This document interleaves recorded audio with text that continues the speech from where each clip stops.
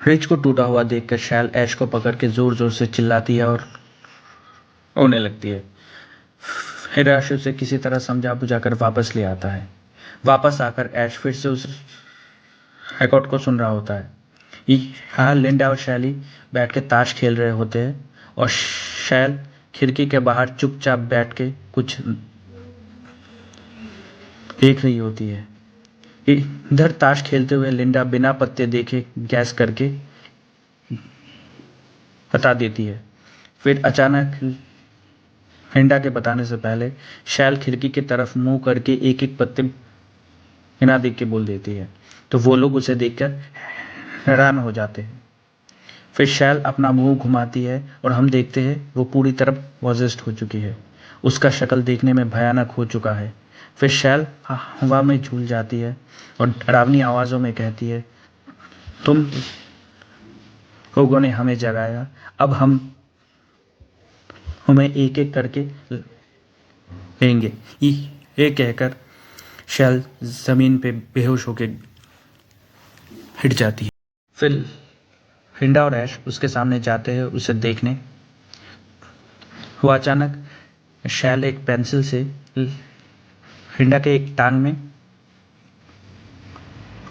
घुसा देती है और ऐश को जोर से चाटा मारती है, तो वो जाकर दूर हिड़ता है।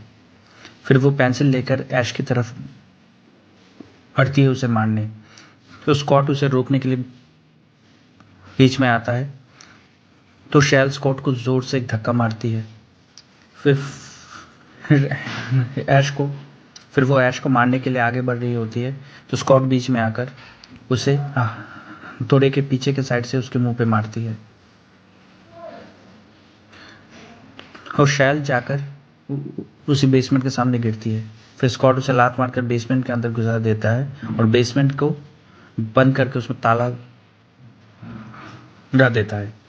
उधर लिंडा जख्मी हो जाती है, तो वो एक कमरे में सो रही होती है, तो ऐश उसे फिर सीन चेंज होता है। हम देखते हैं शैली और स्कॉट आग के सामने बैठे हुए और पीछे बेसमेंट से शैल डरावनी आवाज़ें निकाल रही होती है।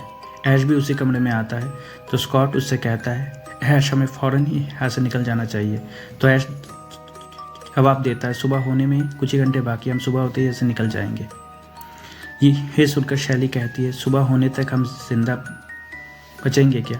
और शैल की आंखों को देखो, ये पहले से और भी ज़्यादा भयानक हो चुकी है। ये सुनकर शैल ज़ोर ज़ोर से डरावनी आवाज़ों में हंसती है। फिर स्कॉट शैली से कहता है, सब ठीक हो जाएगा, तुम चिंता मत करो, तुम जाके थोड़ा सा आराम कर लो, कह के स्कॉट शैली को दूसरे कमरे में भेज